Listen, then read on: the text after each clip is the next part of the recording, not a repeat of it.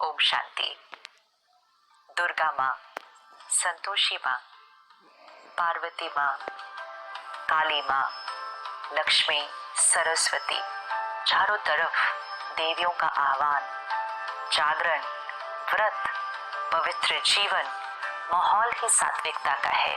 क्योंकि नवरात्रि शुरू हो चुके हैं आज से।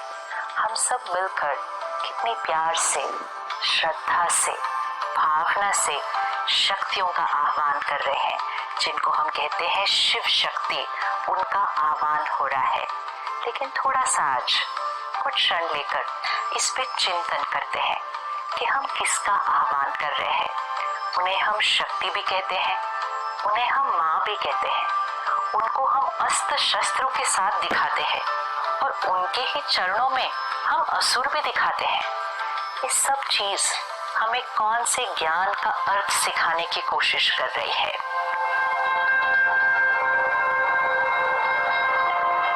देवी का चित्र और चरणों में असुर। तो क्या वो देवियां हिंसा करती थी? क्या उन्होंने असुरों की हिंसा की थी, या इसके पीछे कुछ भाव है? और जो शक्ति का आह्वान कर रहे हैं, कौन से और कहां से उन शक्तियों को बुला रहे हैं? थोड़ा सा सोचते हैं। डिविनिटी, प्योरिटी, ये आत्मा का ओरिजिनल गुण है जो आज हम भूल चुके हैं। और क्योंकि हम अपनी डिविनिटी को भूल जाते हैं, तो हमारे अंदर के जो वाइसेस हैं, काम, क्रोध, लोभ, मोह, अहंकार, ये इमर्ज हो जाते हैं। डिविनिटी मर्ज हो जाती है, विकार इमर्ज हो जाते हैं। अब अगर किसी को इसको सिंबॉलिकली दिखाना है कि डिविनिटी ने वाइसेस के ऊपर ओवर पावर किया, प्योरिटी ने ईगो के ऊपर ओवर पावर किया, इसको पिक्चोरली रिप्रेजेंट करो, इसको सिंबॉलिकली रिप्रेजेंट करो। तो विकारों को हम कैसे दिखाएंगे? जैसे कहीं दिखाना होता है कि स्मोकिंग इज नॉट अलाउड, कहीं दिखाना है कि डेंजर है, तो हम क्या करते हैं? वो स्कल ड्रॉ करते हैं, उस पे क्रॉस लगाते हैं। तो कोई एक्चुअल स्कल थोड़ी है, लेकिन सिंबॉलिक है कि ये डेंजर है। तो वो जो वाइसेस, वो जो असुर चरणों के नीचे दिखाए हुए हैं, वो कोई असुर नहीं है फिजिकल, वो हमारे अंदर की आसुरी वृत्ति, विच मीन्स हमारे अंदर की नेगेटिविटीज, हमारे अंदर की रॉन्ग हैबिट्स, हमारे अंदर की वीकनेसेस, हमारे अंदर के विकार, jealousy, hatred, hurt, rejection, manipulation, control, domination, the list is long. लेकिन क्योंकि हमने ध्यान नहीं रखा, हमने अपने अंदर के असुरों को जागृत करके रखा हुआ है। अब वो दिन आया है कि हमें अपने अंदर की डिविनिटी को इन्वोक करना है। और जैसे जैसे डिविनिटी इन्वोक होती जाएगी, मतलब डिविनिटी इमर्ज होगी, तो वाइसेस अपने आप मर्ज होंगे। वाइसेस इमर्ज होते हैं तो डिविनिटी अपने आप मर्ज हो जाती है, क्योंकि at one point of time एक ही क्वालिटी का संस्कार जागृत हो सकता है। तो देवियों का आह्वान करना मतलब इन्वोकिंग द डिविनिटी। तो देवी वहां ऊपर से आह्वान नहीं करना है, अंदर से डिविनिटी का आह्वान करना है, क्योंकि हर आत्मा के अंदर डिविनिटी भी है और हर आत्मा के अंदर वीकनेस भी है। तो वो जो दिव्यता है, जिसको आज हम प्यार से याद कर रहे हैं, बुला रहे हैं, वो भी हमारे अंदर ही है। और वो जो असुर जो हम पैरों के नीचे दिखा रहे हैं, वो भी हमारे अंदर ही है। नहीं तो देवी, जिनके लिए हम कहते हैं 16 कला संपूर्ण, मर्यादा पुरुषोत्तम, अहिंसा परमो धर्म, जिनका अहिंसा धर्म था, उनको हम हिंसा करते हुए कैसे दिखा सकते हैं? और क्या देवियां अष्टभुजाओं के साथ पैदा हुई थी? अष्टभुजा, आज अगर आपके घर में एक बच्ची पैदा होती है जिसकी अष्टभुजाएं हैं, तो आप तुरंत क्या करेंगे? शायद सबसे पहले तो डॉक्टर वो सर्जरी कर देगा, क्योंकि वो अष्टभुजा कोई लिटरल फिजिकल 8 आर्म्स नहीं है, वो आत्मा के अंदर की अष्ट शक्तियां, 8 पावर्स ऑफ द सोल, जिससे वो डिविनिटी इमर्ज होती है। क्योंकि भुजा शक्ति का सिंबल है, power, you see is very powerful, physical, तो हैंड का सिंबल है। और हर भुजा के अंदर एक एक शस्त्र है, शस्त्र नॉलेज का है। तो क्या भावार्थ है? ज्ञान के शस्त्र को लें, आत्मा अपने अंदर की शक्ति को यूज करे, और जब ज्ञान के शस्त्र से आत्मा शक्ति को जीवन में यूज करेगी तो डिविनिटी इमर्ज हो जाएगी, और जब डिविनिटी इमर्ज हो जाएगी विकार मर्ज हो जाएंगे। तो अष्टभुजाधारी अर्थात अष्ट शक्तियों वाली डिवाइन आत्मा। तो आज अपने साथ पुरुषार्थ करते हैं कि मुझ आत्मा की वो जो अष्ट शक्तियां हैं, सहन करने की शक्ति, सामना करने की शक्ति, परखने की शक्ति, निर्णय लेने की शक्ति, सहयोग देने की शक्ति, बहुत सारी शक्तियां हैं। और आज हम बहुत इजीली कह देते हैं मेरे अंदर तो शक्ति ही नहीं है, मेरे से तो सहन ही नहीं होता, मैं नहीं सबके साथ एडजस्ट कर सकती, और एडजस्ट करूँ तो कितना करूँ, मैं ही सबका एडजस्ट करूँ, ये हमने कहते कहते क्या कर दिया, अपने अंदर की शक्तियों को कम कर दिया। तो ये 9 दिन शक्तियों का आह्वान करना है, और शक्तियों का आह्वान करने के लिए हम क्या करते हैं, सबसे पहले जागरण करते हैं। अब सोचने की बात है, देवियों को याद करना है, उनकी महिमा करनी है, दिन में क्यों नहीं कर सकते हैं? रात को जागकर क्या करने की जरूरत है? क्या दिन में करने से हम देवी की महिमा नहीं कर सकते हैं? लेकिन जागरण मतलब अज्ञान की नींद से जागरण।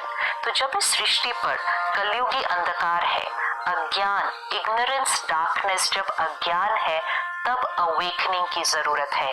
अवेकनिंग अर्थात waking up from that night of ignorance. Awakening मतलब अज्ञान की नींद में सोए हुए हैं, उससे जागरण करो। तो रात को जागना है मतलब अज्ञान की नींद से जागना है। तो रात को जाग के डिविनिटी का आह्वान करना है। फिर हम ये 9 दिन व्रत करेंगे। अब क्या व्रत सिर्फ खाने पीने की चीजों का करना है? व्रत मतलब प्लेज, भाव लेना कि मुझ आत्मा ने ये करना है।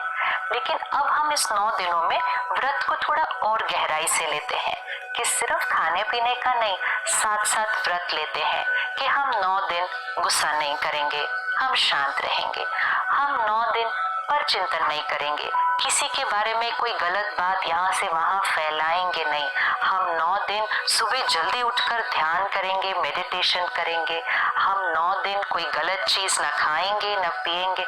व्रत तो बहुत सारे हैं करने के लिए, लेकिन व्रत लेना है, क्योंकि व्रत करने से आत्मा की शक्ति बढ़ती है।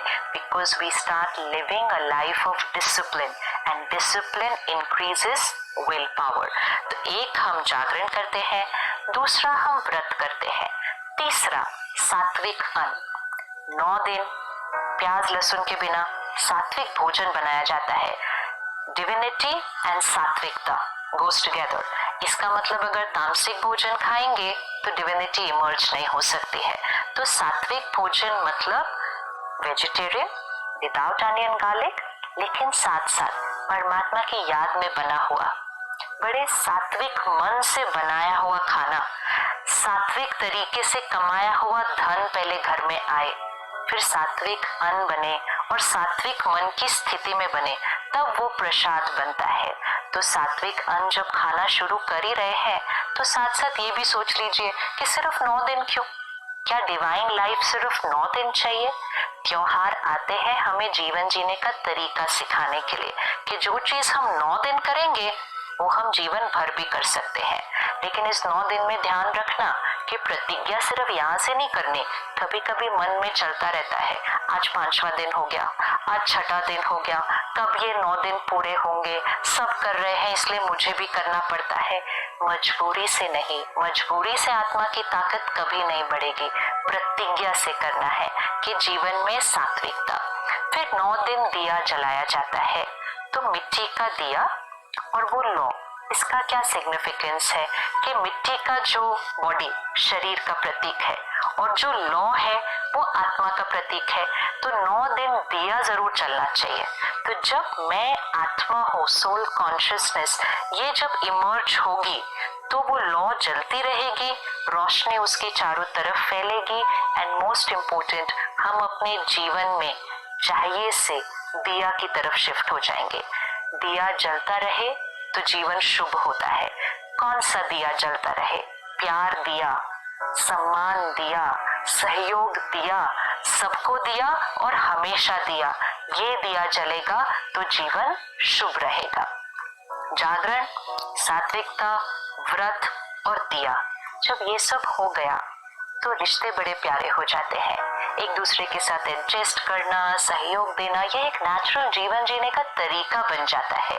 तो वो जो रिश्तों में एडजस्टमेंट और उस एडजस्टमेंट से जो हार्मनी क्रिएट होती है, उसी का यादगार हम रास और गरबा करते हैं।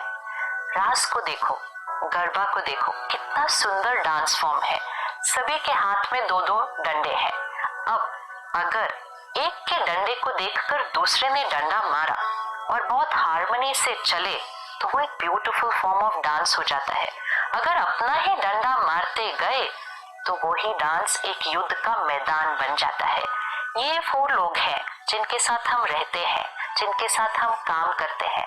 उनके संस्कार को देखें, उनके संस्कार को देखते हुए अपना संस्कार यूज करें। अगर ऐसे करेंगे तो संस्कारों की रास होती जाएगी। लेकिन अगर अपना ही संस्कार का डंडा मारेंगे तो घर में भी आज युद्ध का मैदान हो जाता है।